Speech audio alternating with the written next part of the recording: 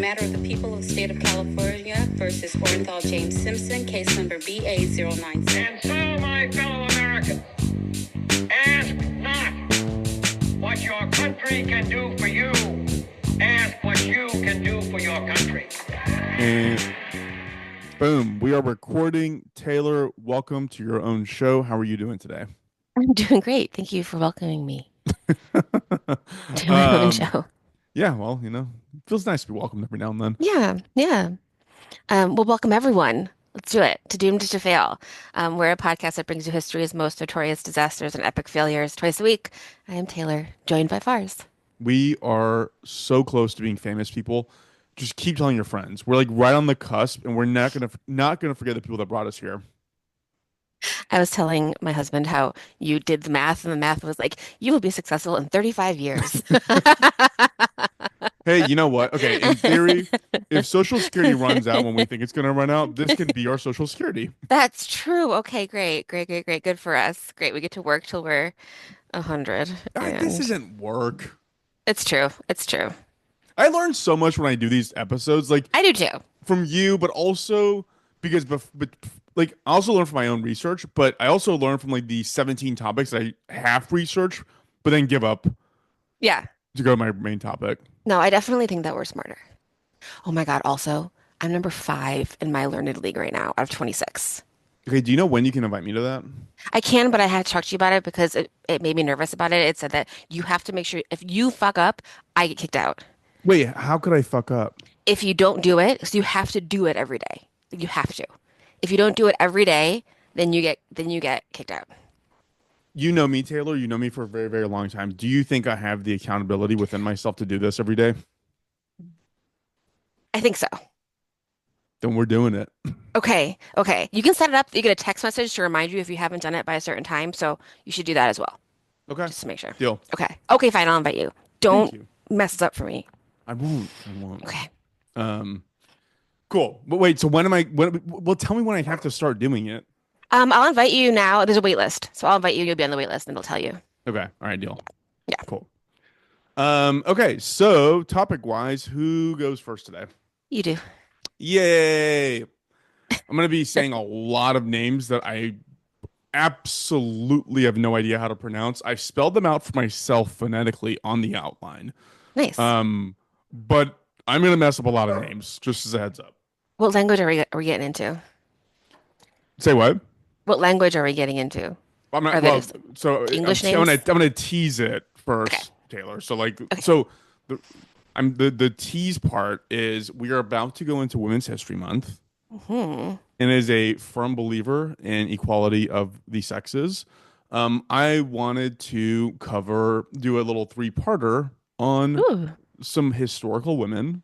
Look at that. Hey. Right? Yeah, I'm excited. And I think that women have as much capacity for evil as men because I'm a feminist. 100%. The women that I have set up for Women's History Month, there are baddies in there. Shit, did we do the same thing? I mean, you know that I don't think so, but maybe you should tell me later so we don't do a ton of research. So I'll tell you now, actually, because it's actually a part of the conversation. So I'm going to be covering female serial killers, but not... Okay, I'm not doing any of that. Okay, cool. Okay. Yeah, mine are like different things. So yeah, we're good. Great. But I'm not going to cover the boring ones. Like Eileen Wuornos, once Charlize Theron has done a movie about you, like you're too famous for us to cover you. God, I wish I hadn't seen that movie. Why? It's just like one of those ones where just like every once in a while you think of a terrible thing that happened in that movie and you're like, oh, that was terrible. They were way too nice to her. Like they were so nice to her. I felt empathetic at like the first one, and then she kept doing it. I know that's where it went sideways, and then it turned into like a love story with Christine. It's like, why are you romanticizing her? Like she was a monster. Like I wish I hadn't seen it, but anyway, keep going. So I'm gonna cover 3 women, and I'm gonna kind of meander around the globe on this one. I'm gonna go with I'm gonna start in Europe. Then I'm going to go to Russia. Then I'm going to end in the U.S. as part of this 3-part series of historically evil women. So when you get to the first woman of historical significance, And it's someone that I one time just shouted at Taylor like a month ago, I think, over and over and over again. And she just looked at me like, "What are you saying?" I don't remember. Elizabeth Bathory. Oh, yes, yes, yes, yes, yes. I do remember you shouting that at me. I keep And I saying was like, Bathory, Bathory, Bathory. You're like, calm down. I was so excited because I sort of knew the story, but I didn't deeply, deeply know the story. Do you know the story? No, what was I doing that you were yelling Bathory at me? I don't know. You were covering some woman in history. Oh my We've gosh. done way too many episodes. I have no idea what you did 3 weeks ago. Neither. Um, are you looking it up? I'm trying to think, but I can't even remember. You said something. You teased it in a way that was like she's obviously doing Elizabeth Bathory. Interesting. Anyway, you go. Okay, You keep going. so this is going to be an interesting one. Again, I learned a lot about world history because you can't discuss the alleged crimes without understanding the time period in which Elizabeth Bathory lived and the position in which she occupied in history. I'm like going into my like Dan Carlin voice and I'm going to talk tone. about Dan Carlin a lot, and I actually feel like after this, I need to be banned from reading Dan Carlin's Blue Sky because I keep responding to it like he's going to respond to me. And He the only like, might. no, he's not. I'm like the only woman on there. Everyone else is like, just it makes me. I'm taking my sweater off. I'm getting hot. I'm getting nervous. You go. You keep going. um, so the time period here that we're going to be discussing is going to be like the late 1500s to the early 1600s, and the geographic area we're going to be discussing is present day Hungary. Ooh, I'm also in the late 1500s today. Is it in Hungary? No, Yes. God, there's always so much stuff happening. So much stuff. Um, so this is a little bit of geography and world history lesson for y'all before I actually get into Elizabeth Bathory's story because it's actually super, super relevant. So present day Hungary is positioned pretty close to the middle of Europe. So you have Croatia, Serbia, and Romania to its south, and then you have Slovakia and Austria to its north. It's a pretty sizable landmass. But that's not what the map looked like during Elizabeth Bathory's lifetime. Back then, it was a much smaller landmass, and you had the Ottoman Empire controlling the southern end with expansion plans into the present day into present day Hungary, and you had the infamous Habsburg family that controlled Austria. Do you remember the Habsburg? I do. Yeah, they're the ones who are like crazy inbred. Yeah, they can't close their mouths. They can't exactly. You have the Kingdom of Hungary itself, which, when the relevant parts of the story are being told, is ruled by a guy named King Matthias II. And he's basically just like nonstop trying to fend off the Ottomans from the south and the Habsburgs in the north. Then on the eastern side, you have this like sort of buffer, semi-autonomous region that is known as Transylvania, which is so cool. So cool. So in Transylvania, you have a lovely, lovely married couple named Ferenc Nadashti. Thank you. Thank you, everyone. That's perfect. And Elizabeth Bathory. I can do my Dracula impression if you want to. Just kidding, I won't do it. We're getting super into Dracula Mine's territory here. mine's pretty good. I But you believe you. continue. So Ferenc came from a noble family and rose in the ranks within the military at a time when Hungary was actively fighting the Turks. His story is pretty short because we really don't really care about his life. He's sort of irrelevant for the main purpose of this story. He would ultimately die of illness while at battle, and that would then convey. I wrote his enormous wealth over to Elizabeth, but she was also enormously wealthy as well, which I'll get Mhm. into here in a moment.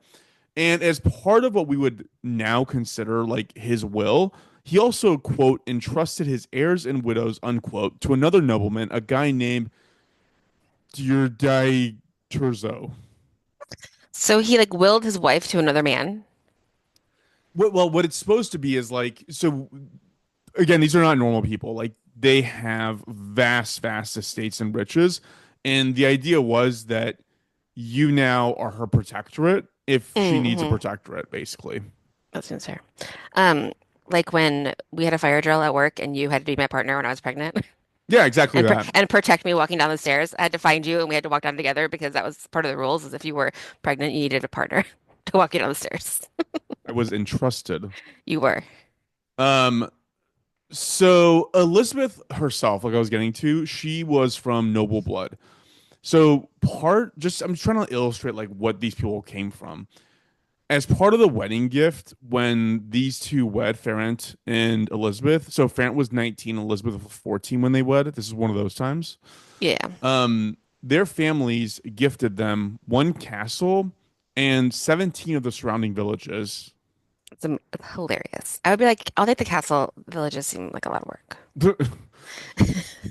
So these people were of such exceeding wealth that they made out personal loans to the Kingdom of Hungary. Wow. And King Matthias II, that I mentioned earlier, had taken out a fairly sizable loan from Ferrant prior to his death to help fund his battle with the Turks. Spoiler alert, Elizabeth at the end of the story dies. It was in the 1600s. But by the time she died, just as context, she held 26 castles, hundreds of villages, with tens of thousands of peasants and serfs working the land for her. Wow. I tried to figure out like what this actually means in modern times in terms of wealth. The closest approximation ChatGPT could give me was it's basically like the British crown. Like Yeah. you sort of own Canada, you sort of own Australia, New Zealand, you own like a ton of castles across the country and the world. And like everything just flows up to you. And everything you own has to be physical, you know? You don't Everything you have own has like, to be physical. Yeah, there's you no know, there's no New York stock market. and we kind of talked about it, I feel like a long time ago, where like in Holland, maybe around this time is when people would like start buying like parts of a ship, as like an Yeah. investment. But like you weren't really investing in anything like until then. I think you're also thinking about the story of the Essex, where that's like it was like how companies work. You would invest in a ship, and then when a portion of the profits from the whaling expedition came to you, right? Yeah, I'm laughing because we're just learning so much. We're pretty like we're kind of smart. Okay, so do you have all that context out of the way? Yeah, Crazy wealthy person, a lot of infighting. These people are castles. secluded within Transylvania. You have a dead husband. You have a protectorate. Yada yada yada. Yep, Clear? Okay. yep. So almost immediately after her husband's death, rumors started to circulate about the alleged cruelty by Elizabeth towards the workers in her village. The abuse or murder of serfs or peasants working your land truly was not a big deal. Nobody cared. Hmm. Which also happens to make me think that the story might be true because why else would they spread if people knew there was no consequence? Right, like it's so bad. I'm assuming that like that's why you know about it. Is that what you're saying? Yeah, well, maybe not even so bad. I'm just saying, like, why would you start spreading the rumor knowing that nobody's going to do it? Like, there's no upside to spreading a rumor about this because Hmm. she's beyond investigation. Yeah. All you could do is put yourself in like a shitty light to the aristocracy. Hmm. So what followed though was kind of a big deal. So back at that time, this is like how the social and economic ladders worked. The lowest rung of the ladder were serfs and peasants. These are people who could never own land. They would just work the land. Like they're the people in Game of Thrones who you don't want to be. Yeah. Yeah. They're covered in shit. Exactly. Shit cover people. Hmm. Then you can potentially graduate to being a farmer or a skilled tradesman who actually can own some land. Then you have the bourgeoisie who had wealth but lacked nobility. Then you could graduate to the landed gentry who was just under nobility. So they had estates, large estates, wealth, but they had no formal titles.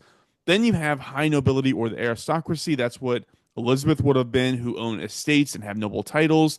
And then you have the monarchy, who is what King Matthias is. Okay. Like I said, Elizabeth was high nobility class herself, and she was abusing the bottom class until rumors started swirling that she was killing young girls from the landed gentry class, so the class just below the noble class. Hmm. For People care a little bit more. we care a little bit more. Yeah. Yeah, I'm not gonna draw a direct analysis, direct comparison to Gabby Petito, but there's something here. Yeah. Yeah. There's a lot there. But continue. People are the same. Exactly. Yeah.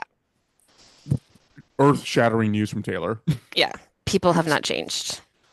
So, for some reason that no historical record can identify, trust me, I'm going to quote something here that, like, I dug quite a bit on this. There's this one Lutheran minister a guy named Istvan Magyari.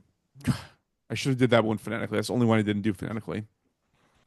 This Lutheran minister, for some reason, hated Elizabeth. There's a lot of reasons to hate Elizabeth. Like she's Protestant at a time when most of the area is Catholic. She has Hmm. tremendous wealth, and like when you're at the top, everybody's trying to shoot up to knock you off the top. That's just the way it works in human history. So there's probably a ton of reasons, and some of them might be justified, some of them not justified, why this guy hated her. But he just totally, totally hated her, and he would incessantly preach about the cruelty and killings that she was presumed to be responsible for. Hmm. Again, none of this gained traction. Her husband died in 1604. None of this gained traction until 1609 when he pivoted from she's torturing and killing peasants to she's torturing and killing the daughters of the gentry class. Hmm. This would eventually bubble up to King Matthias II for reasons that we're going to get into or that are somewhat suspicious later on, who ordered the guy I mentioned earlier, Dier de Turzo, to investigate the claim. So again, this is like olden times. So there's not a ton of people around, and they all know each other, and like it's just a small group of people that know everything and do everything. And so this guy Hmm. was the protectorate of the family after Ferenc died, but he's also being ordered by the king to go investigate, go investigate these claims against Elizabeth. His title at the time was Palatine of Hungary, which basically meant that he is the highest serving official of the monarch. So whatever the monarch says, it's like chief of staff right now, I think, is the Cool. equivalent.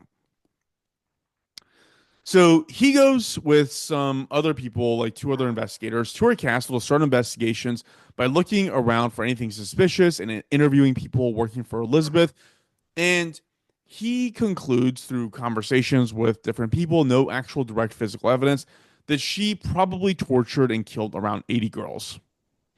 This is also a time that the whole myth that she was draining these girls of blood in a bathtub Hmm. and then bathing in it to maintain her youth and beauty kind of started sprouting up. But again, Hmm. I think that's because like why not make it fun, right? Absolutely. Yeah. Like that gives it like, I don't know, also a little bit of purpose. Yeah, exactly. Yeah. I Yeah, mean, if it works, whatever works. yeah, sure. Yeah, go ahead and bathe in blood. Um, so the ranges of what she was actually responsible for vary quite a bit. So one of her alleged accomplices claims that she killed 50 people, and then there was also a claim by like some peasant women that she killed around 650. They were all over the map. Nobody really knew Yeah. anything. I read a good deal of an incredibly well researched thesis paper from an Illinois State University student named Rachel Bledsaw that's entitled quote "No Blood in the Water: The Legal and Gender Conspiracies Against Countess Elizabeth Bathory in Historical Context." This is her thesis statement. Like I don't know what she's getting her doctorate in, but this is cool. Wow. That's amazing that you read that. It was so dense, Taylor. Like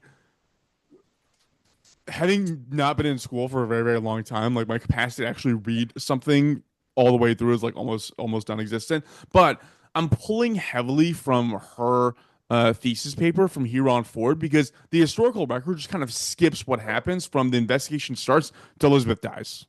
There's like really not that much out there. So this is all thanks to this Rachel Bledsoe.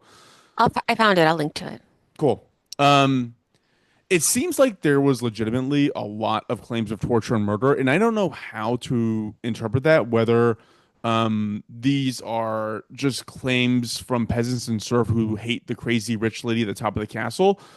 But apparently, after conducting his investigation, Dior de Turzo, man, You rough can going. give him a nickname. Can we call him DT? Yeah, Okay. absolutely. DT, who again, remember, he was entrusted to take care of this family after the husband passed. He ended up writing a letter to Elizabeth's son and son-in-law, as well as their legal representatives, telling them about his investigation. Apparently, like again, the historical record has no idea what the back and forth here was. We only know what actually happened. So the assumption that the Rachel Bledsoe and her these statement made was that the family decided that we cannot let this be a trial situation. We can't let it go public because if it goes public and it's true, we're going to be stripped of our nobility. We're going to lose all of our lands and titles and everything else. And it's going to be a huge shame and embarrassment to the memory of our father and to our mother. So Apparently, what they said is feel free to go after anybody you want related to this and try them however you want to try them. Our mother cannot be tried on this. Like she has to. You have to find an alternate punishment that she kind of skates by on this. So apparently, DT still felt a little bit uncertain about what was true and what wasn't. And so he, along with King Matthias, would join Elizabeth at her castle on Christmas Eve and try to get a confession out of her, basically presenting her with, here's what we have. Do you want to say anything about it? Yada, yada, yada. Hmm. Apparently, this event ended with both men getting violently sick, and it was assumed that she had poisoned them. Again, not a great look for the she is innocent side of the argument. But apparently, when they confronted her with the investigation and the evidence, she denied everything and stormed out of the dinner, which has got to be really fun. Yeah. I feel like that's definitely something that happens in like Game of Thrones. Yeah, like you're eating like one big loaf of bread, and then like you're Exactly. just like tearing a piece of it off and then dipping it in some stew with rabbits, and then Yeah. that's got to be good. With So rabbits. on December 29th, 1610, so 5 days after this event, soldiers were sent to the castle to arrest Elizabeth, and apparently, while looking for her, found one dead girl in the hallway, having been beaten to death. And then three of Elizabeth's accomplices beating several other girls in a dungeon. Um, Per the agreement, Elizabeth was confined to her castle while her accomplices faced the following punishment after a trial and a guilty verdict. Okay, going over some names here. So you have Anna Dervavulia, which sounds almost like Dracula, which is really cool. Uh, she died of a stroke before being arrested. She died in 1609. She was actually accused of the worst of the worst by everybody else, which of course she was because she's already dead. Yeah, that Um, makes sense. and then you have Iona Joe, who confessed to murder and publicly executed by having her hands cut off and then burned to the stake. Oh, God. You have Janos Fiziko, and this was a teenage boy who was arrested and confessed to bringing victims to Elizabeth to be killed. He was beheaded. Then you have Dorothea Zenti, who apparently was considered the cruelest out of all of them and took the most joy out of torturing young girls. She also had her hands cut off publicly and then burned at the stake. Oh, God. And the family essentially got to keep their titles, and Elizabeth got to keep her castle, where again the historical record is a little dicey. So some parts of the historical records say that she was entombed within the castle, meaning she was like put into the walls of the castle Oh, alive. alive. Yeah. But it seems like the most likely thing that happened was that she was just under house arrest. She just couldn't leave the castle.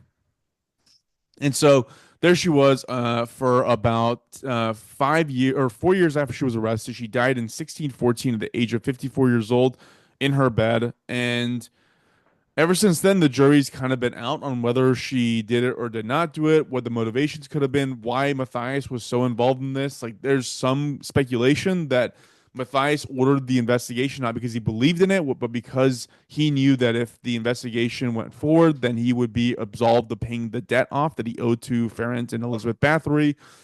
And that might have been a big part of this, but we don't know. We still don't know to this day whether it is true or not. But I would say Rachel's thesis paper leaned 60-40, I would say 70-30 towards she did it. And yeah, I'm kind of going in that direction myself. Like, and But that why? Wait, why did she do it? why did Jeffrey Dahmer eat people and wrap their entrails around his neck and dance But around was his she living just like room? beating them? She was just like beating random girls to death for fun? I mean, I guess Yeah, yes. that's what. Have you never heard of a serial killer? Like, what No, do you I think they have, do? but I mean, they're like, she's not like going out to find them. They like are there.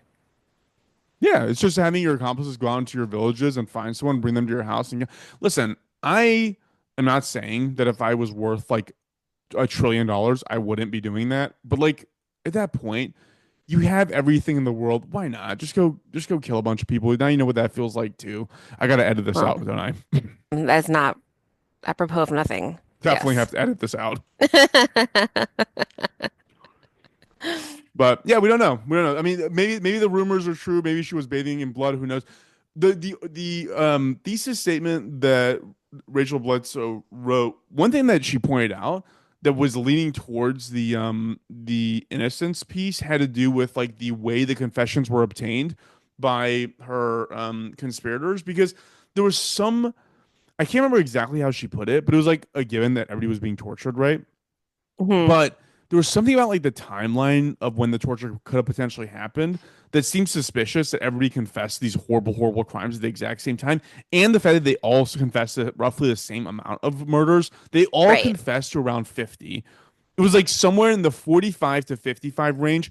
All the accomplices said like that's how many women, girls we killed for her, or she killed. But I guess, and then that number of girls were missing. Yeah, this is a time when your kid would just go into a field and never come home. Like Right. I was thinking you could like fall into a hole and like you no could one would fall ever into a fucking hole. find you. Remember the Yeah. whole the Oregon Trail? No, no, not the Oregon Trail. Yeah. Yeah. Yeah. The The Dahmer, nope. Donner Party? Donner Party. Donner. Thank you. Christ. Yeah, where the kids would just like run away and they would never come back. Exactly. Yeah. So that's our story. Fun, fun. Elizabeth Bathory. She reminds me of Madame Lulari, you know? Hey, can you not ruin things? Is that one of yours? Is that what you're doing? Oh, I'm sorry. It feels very similar. You can cut that out. Cut that out. Fine, I'm gonna Um, cut that out. um, no, I want to picture. I feel like how it's helpful to have like seen Nosferatu and like have like an idea of like going up to a scary castle in like the middle of the forest.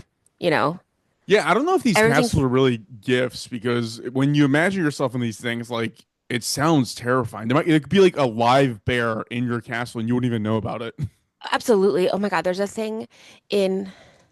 Oh, I'm looking it up. There's a castle ruin that might be her castle, but in The Great, that show about Catherine the Great, there's an episode where someone like brings in an alligator, and no one's ever seen an alligator before, and it gets loose in like the in like the palace where like 300 people live there, and it's like the court. But then like people are like, I saw a monster. And people are like, what? And they're like, there is a monster in my room, but it's like someone's loose alligator, but they've never seen one before. And like no one could find it. Yeah, it doesn't sound like a fun, luxurious experience to live in Yeah. these places. Yeah. And yeah, it's also gross.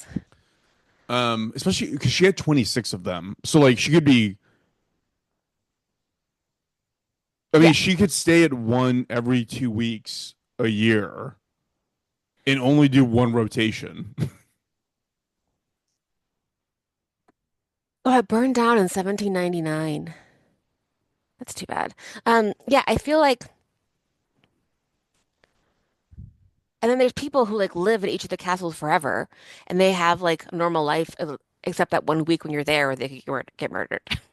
Yeah. Yeah. You Well, know? so I think that was also part of the appeal was like, hey, like surf girl or like whatever, like you can come see how Elizabeth lives and hang out with Elizabeth. And like Yeah. it's just like an enticing thing. It's like a candy. It's like a person in a van with like candy, you know? But in this case, it's Yeah, it seems like a little bit nicer than living in like a puddle of mud. shit covered hell. Yeah, it seems bad. That's exciting. Yeah. So that's part one. I'm gonna do part two, part three, and that'll be the encapsulation of women's history. I love it. To Airbnb a castle sometime. Yeah, you gotta go. I think you gotta go to Europe for that. Oh, castle rentals in the United States. Boo. Literally, who cares? No, Europe. I don't want a brand new castle. I don't know. The Hearst Castle would be fun. That's true. I would say the Biltmore that we went to. Oh, the Biltmore would have been great too. There's cottages underneath this. Pff, not here for a cottage Airbnb. I'm here for a castle. Peasant. Give me, oh my God. Yeah, that'd be very fun. I would love to do that. Cool. Thank you. That's exciting and scary, and I love it. It's very horror themed. Transylvania, a woman bathing in virgin blood. It's fun. Yeah, yeah, it's super fun. Um, Sweet. oh, this is cool. I'm sorry, I'm distracted by looking at castles on Airbnb. No, don't. Yeah, Oh, this one has a church in it. I guess they all would have had a church in them. Oh, and a barbecue. And a picture of a literally a church with pews, and then the next one is someone grilling meat on a barbecue. Oh, that's good, they have a fun. grill. I wonder if they have a hot tub. Um, yeah, you should get married at a castle next Should I time you get get married married. again? Next time you get married, so that we have a reason to go to a castle. I feel like that's a good reason to go. Um, cool. Well, thank you. That was awesome. Yeah, it was fun. Yeah, every now and then I research something and it's like it reinvigorates that reptilian part of my brain that's like into true crime. Yeah, yeah, yeah. And also, Totally. it's fun too because like there's the historical record is kind of like all over the map. So like Hmm. it creates a lot of plot holes that you can just put your own assumptions into. It's kind of And just fun. like imagine like what it would have like I imagine it was always cold, and Of like you're always course. like trying to wear like another layer that is like molding apart because you don't want to die of coldness, stuff like that. Yeah, just wear Uh, the skin of your peasants. Why not? I wonder if she kept trophies, like, oh, actually kind of maybe then that kind of reminds me of, in um Return to Oz. You've Yeah, seen that where she has a room full of heads. I don't recall that. It's like the scariest part. You might have blocked it out. Like because it's like a nightmare. But like the witch, whoever it is, has like no head, and then she like picks different heads from this like room of heads, and the heads are just like pretty young women sleeping, and then they like kind of wake up sometimes and scream. It's real scary. That would be very fitting in this story. Yeah, I feel like that feels like something It, that it would be a we missed wouldn't know. opportunity if she didn't do that. Exactly. Like what did she do with the bodies? Like though you talked about those guys in India who were killing all those kids and just like throwing them over the wall in like Dude, the town. yeah, I mean, you never know because people will just die in your castle too, right? Remember Right. the two, what were the two boys that we were discussing in Yeah, the like boys the in Kings? the Tower of Yeah. London. Yeah. And then like they found like two skeletons like 700 years later and was like, wait, was this those two boys? And it's like, I don't know. There's like 800 people who were buried There's so here. many bones here. And like that even then, like the being entombed part as well, like you could just lose someone and be like, oh God, remember when I like tied Farz to that pipe 2 months ago because I was mad at him? I forgot about him. Do you think he's still alive? And you'd be like, oh no, he's not.